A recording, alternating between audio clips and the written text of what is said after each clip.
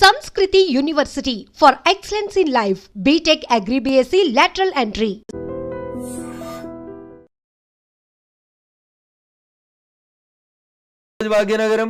భాగ్యనగరం వెళ్ళే అవస్థలతో ఎందుకుంది? ఒక ఆయన వచ్చి విశ్వనగరం అంటాడు, ఇంకొక ఆయన వచ్చి 4వ నగరం అంటాడు, ఒక ఆయన వచ్చి సైబర్ నగరం అంటాడు. ఉన్న నగరాన్ని కాపాడు రవయ్య అని రఘునందన్ అంటున్నాడు. దీనికి ఎవరికి కష్టమైతే నాకేంది? రఘునందన్ చెప్పింది హైకోర్టు ఎప్పుడో చెప్పింది అంటున్నారు, 2010లో చెప్పింది. తర్వాత 2020లో కేటీఆర్ అంటే ఆయన మున్సిపల్ అడ్మినిస్ట్రేషన్ మినిస్టర్గా మళ్ళీ ఒక జీవో తీసుకొచ్చిండు. మళ్ళీ ఒక జీవో తీసుకొచ్చి ఏం చెప్పిండు? అప్పటి కొత్త జిల్లాలు అయినాయి, ఉన్న భాగ్యనగరాన్ని కాపాడలేనోడు, కూట్ల రాయి తీయలేని కేటీఆర్ అంటోడు మళ్ళీ ఒక జీవో తెచ్చిండు. జీవో నెంబర్ 46/54, కరెక్ట్ గుర్తులేదు కవిత గారు నాకు, సబ్జెక్ట్ టు కరెక్షన్. దాంట్లో ఏం చెప్తాడు? మెదకు, సంగారెడ్డి, సిద్దిపేట జిల్లాలని కూడా ఈ లేక్ పరిరక్షణ కమిటీ లోపలికి తీసుకురావాలని చెప్పిండు. జీవో 2021లో ఇచ్చిండు, 22లో ఇంకో జీవో ఇచ్చిండు. ఇచ్చి లోకల్ బాడీస్కి ఒక జాయింట్ కలెక్టర్ ఉంటాడు ప్రతి జిల్లాలో. ఆ లోకల్ బాడీస్కి జాయింట్ కలెక్టర్ ఎవరైతే కలెక్టర్గా పనిచేస్తున్నాడో ఆయనను వీటికి లేక్ల రక్షణ కోసం ఇన్ఛార్జిగా పెట్టిండు. ఎన్ని చెరువులు కబ్జా అయినాయి, ఎన్ని కుంటలు కబ్జా అయినాయి? సాక్షాత్తు రాష్ట్ర సర్వోన్నత న్యాయస్థానం హైకోర్టు చెప్పిన 2252 చెరువులు కుంటలు ఏడున్నాయో పోదాం పాండ్రి, రాండి మా జర్నలిస్ట్ మిత్రులు మరో మంచికో చెరువుని దత్తత తీసుకోరి, కాపాడు చెరువుని. రఘునందన్ ఏదో మాట్లాడుతూ ఉన్నాడు, రఘునందన్ హైడ్రాకి సపోర్ట్ చేస్తూ ఉన్నాడు, బీజేపీ ఎల్పీ లీడర్ వద్దన్నాడు, చెరువులు కట్టమని చెప్పిండా మా ఎల్పీ లీడరు? మా ఎల్పీ లీడర్ చెప్పిండు కదా, ఆ ఫాతిమా కాలేజ్ సల్కం చెరువులో కట్టిందని కూలగొట్టమన్నాడు. దాని గురించి ఎందుకు మాట్లాడారు? ఎవరిని బెదిరించినాం? మీ దగ్గర జేసీబీలు లేకపోతే మేము జేసీబీలు ఇస్తామో అని చెప్పినాం, ఇస్తామో అని చెప్పినాం. కిరాయి లేకుండా ఫ్రీగా ఇస్తామో నంబుల్డోజర్లు, తప్పేముంది అందులో? మా ఎల్పీ లీడర్ గది మాట్లాడింది చూసిన నేను మాట్లాడిందని మా ఎల్పీ లీడర్ ఏడో కాంట్రాడిక్ట్ చేయలేదు. ఏం చేసిర్రు? కేవలం పెద్దల్ని కాపాడడానికి, పేదల కోసం ఫైట్ అనేది దీన్ని యాక్చువల్ గా ఎలా చూస్తున్నారు? పల్లం రాజు అంటే పేదోడా పెద్దోడా? పల్లం రాజు ఏ పార్టీలో ఉన్నాడు? నాగార్జున అనేటోడు పెద్దోడా చిన్నోడా? ఏం మాట్లాడతారు మీరు? మల్లారెడ్డి కాలేజీ కూలగొట్టొద్దా? మీరు పొంతన లేని ప్రశ్నలు అడగొద్దు. ఎవడు పెద్దోడు ఎవడు పేదోడు? చెరువులో కట్టినోడు పెద్దోడు అయితేంది, పేదోడు అయితేంది. చట్టం ముందు అందరు సమానలేని ముచ్చట చెప్తాం కదా మనం అందరం. మరి పెద్దోడు అయితేంది, పేదోడు అయితేంది? వాయనాడు ఎందుకు కొట్టుకుపోయింది 4 రోజుల కింద? ఎందుకు కొట్టుకుపోయింది? ఇదే ఎన్డీఆర్ఏలు, నేషనల్ డిజాస్టర్ రెస్పాన్సిబుల్ టీములు అన్నీ కూడా, నేషనల్ డిజాస్టర్ మేనేజ్మెంట్ టీములు కూడా అన్నీ ఏం చెప్పినాయి? అక్కడ తొలగించిర్రు ఆ కట్టడాల, చెరువులు కడ్డంగా, గుట్టల కడ్డంగా, కొండల కడ్డంగా కట్టినాయి అని చెప్పారు. తొలగించిర్రా? తొలగించలేదు. తొలగించకపోతే ఏమైంది? పార్లమెంట్ నడుస్తున్నప్పుడు లాస్ట్ మంత్లో చూస్తున్నాగా మనుషులు కొట్టుకుపోయారు కదా, ఊర్లు కొట్టుకుపోయినాయి కదా. మీరు ఎందుకు ప్రకృతిని విధ్వంసం చేస్తారు అంటున్నా. ఎవరిచ్చారు మీకు ఆ రైట్? ఒక సైన్స్ టీచర్ అడుగుతున్నా, పక్కకు పెట్టి రఘునందన్ ఎంపీ బీజేపీ మెదక్ పక్కన పెట్టి మాట్లాడుతున్నా. పర్యావరణ హితం కోరుకునే ఒక సైన్స్ టీచర్గా మాట్లాడుతూ ఉన్నా నేను. ఎకలాజికల్ ఇంబ్యాలెన్స్ జరగొద్దు అని చెప్తా ఉన్నా. ఎకలాజికల్ ఇంబ్యాలెన్స్ జరుగుతూనే ఈ వరదలు వస్తూ ఉన్నాయని చెప్తున్నా. వీళ్ళు ఎందుకు విలవిల్లాడుతుంది దేశమంతా? ఎందుకు విలవిల్లాడుతూ ఉంది? ఈ మాటని 1917లో ఒక రష్యన్ ఎడ్యుకేషన్ హిస్టరీ చెప్తాడు టిఆర్ మాల్తూస్. ఏమని చెప్తాడు? మనుషులు 2 × 2 4 అవుతారు, 4 × 4 16 అవుతారు, 16 × 16 326 ఇట్లా పెరుగుకుంటూ పోతా ఉన్నారు. కానీ మనిషి అవసరమైనటువంటి పంచభూతాలు గాలి, నీరు ఇవన్నీ పెరుగుతున్నాయి. అట్లా మీరు పెరిగినంత స్పీడ్గా పెరుగుతున్నాయా? పెరుగుతలేవు. కాబట్టి ఏ డే విల్ కమ్, భూమి తనకు బరువు ఎక్కువ అయిన రోజు, జనాభాని మనం నియంత్రించకపోతే తానే నియంత్రిస్తుంది అని చెప్పి 1917లో ఒక రష్యన్ ఎడ్యుకేషన్ హిస్టరీ చెప్తే, 10th క్లాస్ బయాలజికల్ సైన్స్లో పాపులేషన్ ఎడ్యుకేషన్ అనే పాఠం పిల్లలకి చెప్పడాన్ని ఆచరిస్తామని ఒక స్టూడెంట్ అడిగితే, ఆచరిస్తా అని ఒక కూతురికే కన్ఫైన్ అయిన ఒక టీచర్గా అడుగుతున్నాడు. నేను ఇలా ఈ ప్రకృతిని విధ్వంసం చేసే హక్కు నీకెక్కడిది? ఎక్కడిది? అందుకనే వాల్కనోలు, అందుకనే సునామీలు, అందుకనే ల్యాండ్ స్లైడ్లు వస్తున్నాయి మన దేశంలో. You have to control. ఆ కంట్రోల్ ఎక్కడ తప్పింది? తక్కువ ధరకు వచ్చిందని చెరువులో. భాగ్యనగరంలో జనాభా పెరిగితే చెరువును కబ్జా చేస్తావా? కుంట జాగా తక్కువకి వచ్చిందని కొనుక్కుంటావా? కమిషనర్ని మేనేజ్ చేసి పర్మిషన్ తెచ్చుకుంటావా? ఐఎమ్ ఆస్కింగ్ దిస్ గవర్నమెంట్, ఎవరైతే కమిషనర్ పర్మిషన్ ఇచ్చిండో ముందు వాడిని రిమాండ్ చేయి. ఏ బ్యాంక్ అయితే లోన్ ఇచ్చిందో ముందు ఆ బ్యాంక్ మేనేజర్ని రిమాండ్ చేయి. ఇరిగేషన్ వాళ్ళు చూస్తూ కళ్ళు మూసుకొని కన్నుండి చూడలేని కబోదులైన ఇరిగేషన్ ఎస్సీలను రిమాండ్ చేయి. హైదరాబాద్ని కాపాడాల్సిన అవసరం లేదా? భాగ్యనగరం విశ్వనగరంగా విరాజిల్లొద్దా? విరాజిల్లాలనే వద్దా? నువ్వు కట్టినావా చెరువు?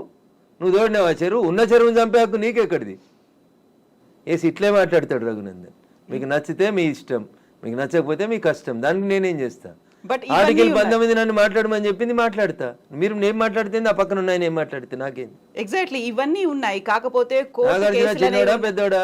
కోర్టు కేసులు అనేవి ఉన్నాయి, భారతదేశ స్టేలు తీసుకుంటారు. సర్వోన్నత న్యాయస్థానం చెప్పింది సుప్రీంకోర్టు, చెరువులు కుంటలు నాలాలు ఎవడు కబ్జా చేసినా నిర్దాక్షిణ్యంగా గులగొట్టమని చెప్పింది. ఈ దేశంలో సుప్రీంకోర్టు కంటే పెద్ద కోర్టు ఏంది? ఏం కోర్టు ఉంది అంటున్నా? ఎవరు పడితే వాళ్ళు స్టే ఎట్లా ఇస్తారు? ఎవరు ఇచ్చారు మీకు అధికారం? సుప్రీంకోర్టు చెప్పింది వినాలని హైకోర్టులకు లేదా? ఏం వినాలే? మొన్న పోయారు కదా హైకోర్టుకు అనురాగ్ యూనివర్సిటీ వాళ్ళు.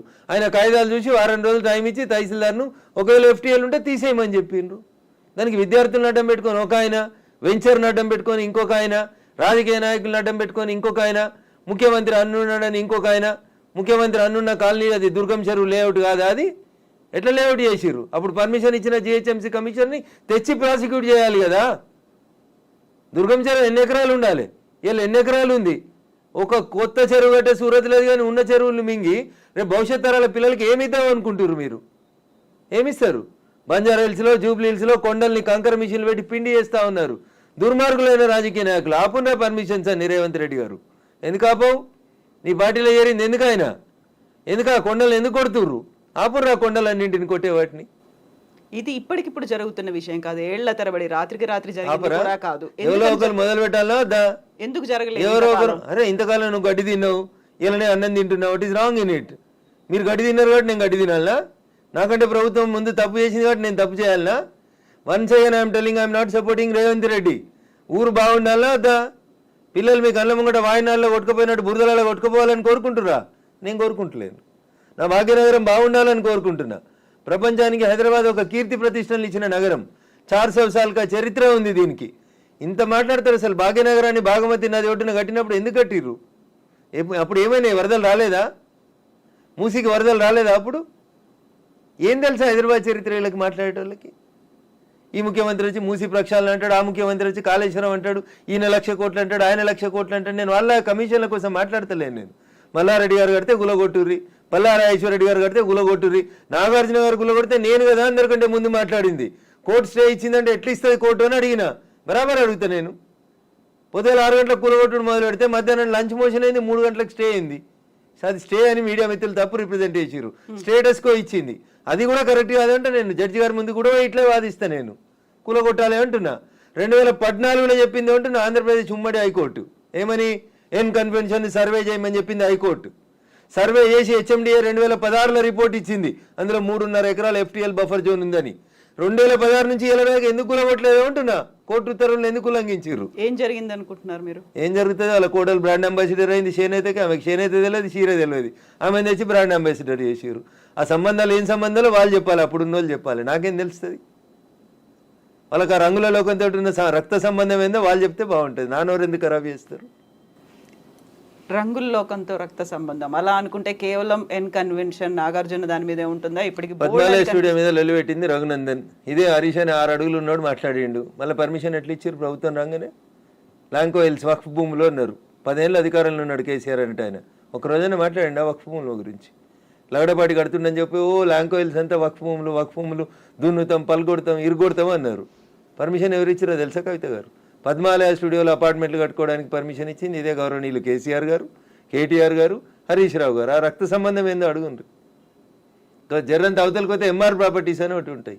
MR ప్రాపర్టీస్లో రైతులు, తెలంగాణ రైతులు మా భూములు పోతున్నాయని ఏడిస్తే వాళ్ళకి పైసలు ఇప్పిస్తామని స్పీచ్లు ఇచ్చిండు. ఇదే KTR, అదే హరీష్ రావు, అదే కేసీఆర్ అన్నట్టు. ఆయన 10 ఏళ్ళు మంత్రులుగా పదవి అనుభవించారు. ఎన్నడన్నా MR ప్రాపర్టీస్లో భూములు కోల్పోయిన రైతుల గురించి మాట్లాడేందుకు వీళ్ళకి నోరు వచ్చిందా? ఎందుకు రాలేదనుకుంటారు కవిత గారు? కారల్ మార్క్స్ అని కమ్యూనిస్టు సిద్ధాంతకర్త చెప్తాడు, మానవ సంబంధాలన్నీ ఆర్థిక సంబంధాలనే చెప్తాడు. అందుకనే రాఘవేంద్రరావు సినిమాక్స్ని ముట్టలేదు టీఆర్ఎస్ పార్టీ. పద్మాలయ స్టూడియోస్లో అపార్ట్మెంట్లు కడుతుంటే సపట్లు కొట్టిర్రు. MR ప్రాపర్టీలో తెలంగాణ రైతులు మునిగిపోతే నోరు మూసుకున్నారు. నాలాంటి ఎవడో మాట్లాడాలి కాబట్టి మాట్లాడడం మొదలు పెడతా ఉన్నాం. I stand for the poor only. నేను ఇప్పుడు ఈ రాష్ట్ర ప్రభుత్వాన్ని డిమాండ్ చేస్తా ఉన్నా. నేను అమ్ముతురు కదా కోకాపేటలో ఎకరం 100 కోట్లు పెట్టి 100 ఎకరాలు అమ్మిండ్రు కదా. ఆ పక్కన ఇంకా 150 ఎకరాలు ఉంది ప్రభుత్వ భూమి. ఇప్పుడు ఈ ఇండ్లు పోతున్న వాళ్ళందరికీ ఒక 25 ఎకరాలు లేఅవుట్ చేయండి. ఈ పేదోళ్ళందరికీ మంచికి 100 గజాల స్థలం ఇయ్యండి. ప్రధానమంత్రి ఆవాస్ యోజన కింద ఇంటి పైసలు 5 లక్షలు ఇయ్యండి. ఇందిరమ్మ ఇంటి కింద నువ్వు 5 లక్షలు. ఈ నాలాల మీద కట్టుకున్న వాళ్ళు, చెరువులు కుంటలలో కట్టుకున్న వాళ్ళ కోసం ఏంది కోకపేటలో 100 కోట్లకు ఎకరం పోయే భూమిలో వీళ్ళకి లేఅవుట్ చేసి 25 ఎకరాలు అక్కడ ఉప్పలు బగాయితో లగాయితో అని పెట్టి అమ్మిర్రు కదా ఊడా యాక్షన్ పెట్టి. అట్లా ఈ గరీబ్ వాళ్ళందరికీ తీసుకొచ్చాడు కాలనీ కట్టు. వీళ్ళు అరువులు కాదా 100 కోట్ల భూమిలో ఉండేందుకు? 10 ఏళ్ల క్రితం కట్టుకున్న ఇల్లు కన్నం కూడా కూలిపోతుంది కదా, బాధపడుతురు కదా. వాళ్ళని తీసుకొచ్చాడు 25 ఎకరాలు లేఅవుట్ చేయి Revanth Reddy. Then I will support you, then I will congratulate you. అంతేగాని అసదుద్దీన్ ఓవైసీ ఇచ్చిన ఊడత ఊపులకు భయపడితే 400 కాదు 4000 స్టూడెంట్స్ ఉన్నారని బెదిరిస్తాడు. ఎందుకు సల్కం చెరువు కూల్తలేదు? కూలాలి కదా సల్కం చెరువులో ఉన్న ఫాతిమా మెడికల్ కాలేజ్. ఎందుకు భయపడుతున్నారు? ఏమవుతుంది రేవంత్ రెడ్డి గారు? మొదలుపెట్టినావు కదా, కొట్టేసేయన్ని. అపప్రద నీకెందుకు? మల్లారెడ్డితోటి పాత పగుందని, పల్లారాజేశ్వరరెడ్డి పార్టీ మార్తలేడని కొడుతున్నా చెడ్డ పేరు ఎందుకు? ముందు అసదుద్దీన్ ఓవైసీ తోటి మొదలుపెట్టు. సో మధ్యలో విద్యా సంవత్సరం అక్కడ ఆల్టర్నేట్ అనేది దసరా సెలవులు వస్తాయి కదా, ఇమీడియట్ గా ఆల్టర్నేట్ ఇంకో ఎందుకు దొరకదు? కాలేజ్ లో ఎందుకు దొరకదు? అకామిడేట్ చేయడానికి ఎందుకు దొరకదు అంటున్నా. ఒక్క రోజులో కట్టేస్తారు. ఇప్పుడు అంతా కిర్బీ షీట్లు అనే స్ట్రక్చర్లు వచ్చినాయి కదా, టెంపరీ స్ట్రక్చర్లు. 20 మొత్తం రింగ్ రోడ్ పక్కన అన్ని బిల్డింగ్లు ఖాళీగా ఉన్నాయి, తీసుకొని కట్టుకోమని ఉండ్రి. ఇన్ని రోజులు అనుభవించారు కదా చెరువులో కట్టుకొని, దానికి రెంట్ కట్టుర్రి ప్రభుత్వానికి. ఫీట్ కింద వసూలు చేయాలి రేవంత్ రెడ్డి గారు ప్రభుత్వం ఇవాళ. నిజంగా ఎవరైనా పేదలకు నష్టం జరుగుతుంది చెరువులలో తెలిసి తెలియక అమాయకంగా ప్రభుత్వం లేఅవుట్కి పర్మిషన్ ఇస్తే కట్టుకున్న వాళ్ళు ఉన్నారు, వాళ్ళందరినీ తీసుకొచ్చి కోకపేటలో పెట్టండి అంటున్నా. ఏంది ప్రాబ్లం ఏంది మీకు? గరీబులు అక్కడ ఇల్లు కట్టుకోదా కోకపేటలో? కట్టుకొని 100 గజాలి, 100 కాకపోతే 150 గజాలి, ఇంకా 150 ఎకరాలు ఉంది కదా ఆడ. నిజంగా నీకు హైదరాబాద్ శుద్ధి చేయడమే నీ లక్ష్యం అయితే రేవంత్ రెడ్డి గారు, కోకపేటలో ఉన్న 150 ఎకరాలలో ఎన్ని ఇల్లు పోతున్నాయో ఐడెంటిఫై చేయి. అందరికీ మంచికి 100 గజాలకు పట్టాలి, అప్పుడు ప్రజల్ని నర్శిస్తారు.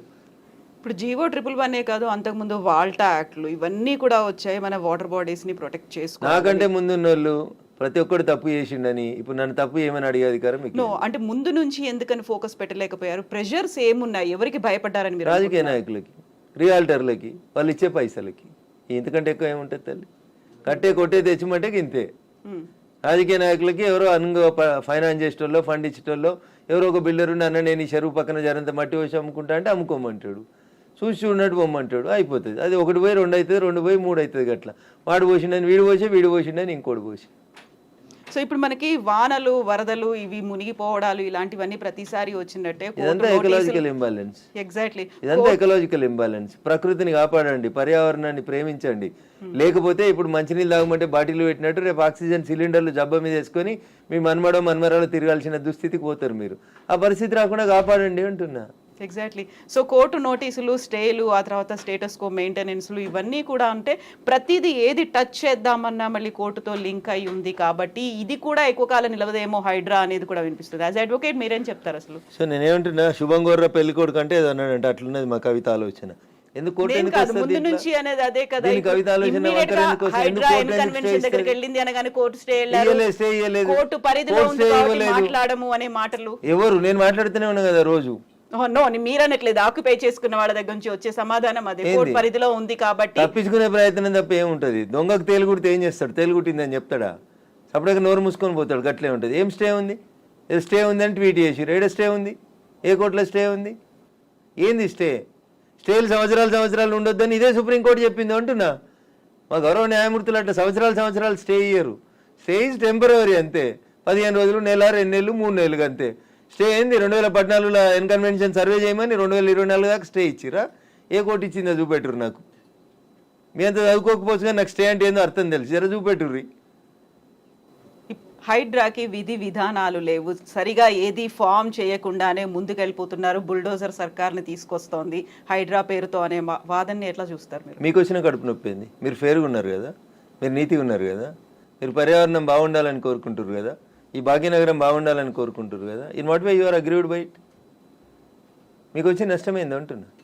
ప్రజల చేత, ప్రజల కొరకు ప్రజలు ఎన్నుకున్నటువంటి ప్రభుత్వాలు తీసుకునే నిర్ణయాలని ఏం చేస్తారు మీరు? కోర్టు ఎందుకు అడ్డుకుంటుంది? కోర్టుకుండే అధికారాలు ఏంటి? ఎంతవరకు అడ్డుకోవాలో అంతవరకే అడ్డుకుంటుంది. నేను చెప్తున్నా కదా, ఈ దేశ సర్వోన్నత న్యాయస్థానం సుప్రీంకోర్టు చెప్పింది కూలగొట్టమని. సుప్రీంకోర్టుకు భిన్నంగా లోకల్గా ఉండేటువంటి జడ్జిలు అట్లా ఇస్తారా జడ్జిమెంట్లు? నాకు తెలిసినంత వరకు అయితే ఎవరు కవిత గారు.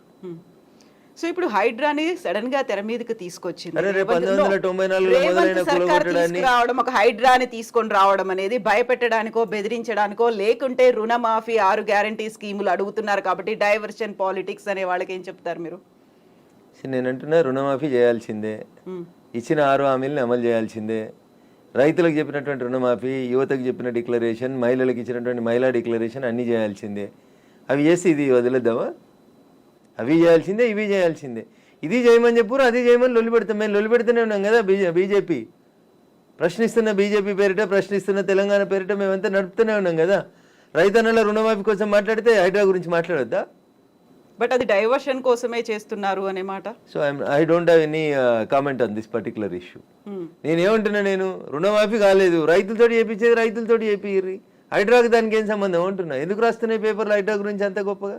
వదిలేశారు, ఆయన పని ఆయన చేసుకుంటూ పోతాడు, మీ పని మీరు చేసుకోర్రి. రుణమాఫీ గురించి మీరు రాయమంటే రాస్తారా? రాయరు కదా. రైతులు మాట్లాడితే మన పేపర్లో హెడ్ లైన్స్ రావు కదా. ఏమవుతాయి మనకి? హైడ్రా మా కేటీఆర్ అంటాడు, ఆయన అమెరికాలో అంటాడు, అది ఫుల్ హాఫ్ పేజీలు వస్తుంది, పెద్ద పేజీలలో వస్తుంటుంది. ఫస్ట్ పేజీలలో 119 ఎమ్మెల్యేలలో ఆయన యువరాజు అయినట్టు ఆయన మాట్లాడితే పైన ఒక బాక్స్ కట్టి రాస్తారు మీరు. ఆయన కట్టిన జన్వాడ ఫామ్ హౌస్ నాది కాదని స్టేట్మెంట్ మారుస్తాడు. ఒక్క మీడియానైనా రాసిందా? రేవంత్ రెడ్డి అన్నట్టు ఆయన అరెస్ట్ చేసిన రోజు ఈ ఫామ్ హౌస్ నాది, ఇగో దాని మీద డ్రోన్ ఎగిరేసినావు, ఇగో క్రైమ్ నెంబర్ ఇంత, నార్సింగ్ పోలీస్ స్టేషన్ అని తీసుకొచ్చి ఒక్కరైనా రాసిరా మా జర్నలిస్ట్ మిత్రులు? ఇవాళ అది నోరా మోరా, ఇది నాది కాదు నా దోస్తుంది అని చెప్తే ఎందుకు రాయారు? ఆ రోజు స్టేట్మెంట్ ఈ రోజు స్టేట్మెంట్ రెండు పక్క పక్కన పెట్టి ఎందుకు చూపాయించారు? ఎలక్ట్రానిక్ మీడియాలో ఎందుకు చూపెట్టారు? ఎందుకు చూపెట్టరు అంటున్నా. ఎవరా దోస్తు? ఎందుకు నీకు లీజుకి ఇచ్చిండు? ఆయనకు నీకున్న వ్యాపార సంబంధాలు ఏంది? అది కదా మీరు బయట పెట్టాల్సింది. మునిపోయిన కంపెనీకి వారసుడు కదా ఆయన, నీకు జాగి ఇచ్చిన ఆయన, లీజ్ ఇచ్చిన ఆయన. 8,000 కోట్లు ఎగ్గొట్టిర్రాళ్ళు ఈ దేశంలో. అది మాట్లాడుకుందాం గట్లా. ఇవి మాట్లాడితే మంచిగా ఉంటాయి కదా. కవిత గారు ఆయన డింగ్ డింగ్ అని ఎగురుకుంటూ పోయి జొన్నవాడ ఫామ్ హౌస్ ఆ రోజు ఎందుకు చేసినావు? డ్రోన్లు ఎగురుతలేవా? తెలంగాణలో డ్రోన్ ఏడా ఎగురుతలేదా? డ్రోన్ ఎగిరేస్తే తప్ప ప్రతి పెళ్లిలో డ్రోన్ ఎగురుతుంది, ప్రతి బరాతలో డ్రోన్ ఎగురుతుంది, ప్రతి శ్రీరామనవమికి డ్రోన్ ఎగురుతుంది, ప్రతి వినాయక చవితికి. ప్రైవేట్ ప్రాపర్టీ మీద ఎగరడం అనేది నీది కాదు కదా ప్రాపర్టీ. నువ్వెందుకు కంప్లైంట్ ఇచ్చినావు? నీకెందుకు కడుపున వచ్చింది? జన్వాడ ఫామ్ హౌస్ నీది కాదు కదా, నీ దోస్తుంది కదా. ఒక ఎంపీ పార్లమెంట్ నడుస్తుంటే ఢిల్లీకి వెళ్ళి హైదరాబాద్కి వస్తే ఎయిర్పోర్ట్కి వెళ్ళి పట్టుకొచ్చి రిమాండ్ చేసిరు కదా నార్సింగ్ పోలీసు వాళ్ళు. అప్పుడు ఎందుకు చేసినావు? నీది కాని ఫామ్ హౌస్లో, నీ దోస్తు ఫామ్ హౌస్లో ఎవరు నీ దోస్తు పేరు చెప్పు, ఆయన కాస్త ఎక్కడిదో చెప్పు, ఏ కంపెనీ పెట్టి షేర్లు ముంచిరో చెప్పు, ఏ కంపెనీ పెట్టి వాళ్ళు నాయన జైలుకు పోయిండో చెప్పు, గవి చెప్పు కదా. వాస్తవాలు జనాలకి తెలియకుండా చేస్తారు కాబట్టి నాలంటోడు మాట్లాడాల్సి వస్తుంది. హైడ్రామా అన్నారు, ఎవరు చేస్తున్నారు హైడ్రామా? అన్నోడు చేస్తున్నాడు అంతే. ఎవడు పేరు చెప్తా చెప్తావా? వాని చరిత్ర ఏందో చెప్పిపోతే మీరు అన్నారు ఇప్పుడు హైడ్రామా చేస్తున్నారని. నేను చెప్పలేదు, ఆ పొరపాటున కూడా అనలే. హైడ్రా వాళ్ళ పనులు చేసుకుంటూ పోనీరు అంటున్నా. సల్కం చెరువును గులగొట్టిన రోజు రంగనాథ్ సంగతి అడుగుతా, నేను రేవంత్ రెడ్డి సంగతి కూడా అడుగుతా. మొదలు పెట్టగానే అడ్డమైంది కాలాల కట్టే పెడతారు అంటున్నా. మల్లారెడ్డి కాలేజీని గులగొట్టకపోతే అడుగుతా, నేను స్టే ఇస్తే కోర్టుకు ఆర్గ్యూ చేస్తా, స్టే వేకెట్ చేయమని ఆర్గ్యూ చేస్తా. తప్పేముంది అందులో? నీతిగా ఉన్నా, నిజాయితీగా ఉన్నా కాబట్టి నిజాయితీ వైపే ఉన్నా, ధర్మం వైపే ఉన్నా, మా పార్టీ గట్టే ఉండమన్నది. గిట్లే మాట్లాడితే గడిదిక్కే ఉంటా.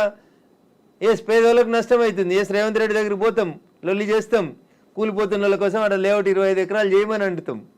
అది ధర్మం. అది కడుపు కాలినందుకు నిలబడతా ఖచ్చితంగా. So Raghunandan Rao advocate and రాజకీయ నాయకుడు, ఇప్పుడు ఒకవేళ ఏదైనా మాట్లాడాలి అంటే ఊరికే అలా ఆరోపణ చేయకుండా ఆధారాలతో సహా చూపిస్తాడు అనేది. జన్వాడ ఫామ్ హౌస్ కి సంబంధించి మీ దగ్గర అన్ని ఆధారాలు ఉన్నాయా? నేను ఎప్పుడు దాని మీద ఇన్వెస్టిగేషన్ చేయలేదు. నేను ఎందుకని? నేను వ్యక్తిగత జీవితాల్లోకి, ఎవరి జీవితాల్లోకి పోవాలనుకోలేదు. సరే, అప్పుడు రేవంత్ రెడ్డి పోయినాడు, ఆయన దగ్గర ఆధారం ఉంటేనే పోయిండని నేను అనుకుంటున్నా. అది వాళ్ళిద్దరికి సంబంధించిన వ్యక్తిగతమైన పంచాయతీగా చేసుకున్నారు వాళ్ళు. Let it be decided. నేను ఇవాళ అడుగుతుంది ఏంటంటే, మీకు జన్వాడ ఫామ్ హౌస్ నాది, నా వ్యక్తిగత జీవితానికి భంగం వాటిల్లింది, మా ఫామ్ హౌస్ మీదకి వచ్చి డ్రోన్ కెమెరా ఎట్లా ఎగిరేస్తారు, ఇవి రఘునందన్ మాట్లాడలే. ఆ రోజున యువరాజు కేటీఆర్ మాట్లాడిండు, మా ప్రైవేట్ ఆస్తులకు వచ్చి డ్రోన్ కెమెరాలు ఎగిరితే కేసు పెట్టమా అని మాట్లాడిండు. ఇవాళ ఆ ఫామ్ హౌస్ నాది కాదు అని చెప్పడానికి అది నోరా మోరా అని అడుగుతున్న, దానికి సమాధానం చెప్పు. ఏం పెట్టి కడిగిరు? ఫినాయిల్ పెట్టి కడిగిరా? 3 ఏళ్ల కింద రేవంత్ రెడ్డిని డిమాండ్ చేసిన రోజు నీ ఫామ్ హౌస్ ఎట్లయింది? ఇవాళ అది నిబంధనలకు వ్యతిరేకంగా పెట్టిరని గవర్నమెంట్ ఇన్వెస్టిగేషన్ చేస్తే అది నాది కాదు మా దోస్తుది. ఇంత దారుణమైన అబద్ధాలు ఆడితే ఎట్లా? నేను అడిగిన దాంట్లో ఏమైనా తప్పుంటే చెప్పురు కవిత గారు. మీకు డౌట్ ఉంటే నేను ఆ రోజు కేటీఆర్ మాట్లాడిన మాట, ఈ రోజు కేటీఆర్ మాట్లాడిన మాటలు 2 పంపిస్తా. ఈ ఇంటర్వ్యూ మధ్యలో ఆపి అది ప్లే చేయండి, తెలుస్తుంది మీకు. జనాలకు వాస్తవాలు చెప్పుమర్రి. ఎస్, ఇప్పుడు పేదలకి సంబంధించి కూడా వాళ్ళు 30-40 ఏళ్లుగా వాళ్ళు ఆ ప్రాంతంలో ఆశ్రయం పొందుతున్నారు అనుకున్నప్పుడు వాటిని కూడా కూల్చేస్తున్నారు. Not only in Hyderabad, Mahabubnagar కూడా వెళ్ళారు అని బీఆర్ఎస్ లీడర్స్ చూపిస్తున్నారు. ఎవరికైతే ఓటేసి గెలిపించుకున్నారో వాళ్ళు ఇప్పుడు వీళ్ళని పేదలు నిరాశ్రయులు చేస్తున్నారు అనేది. కవిత గారు, దీన్ని 2 పార్శ్వాలుగా చూడండి దయచేసి.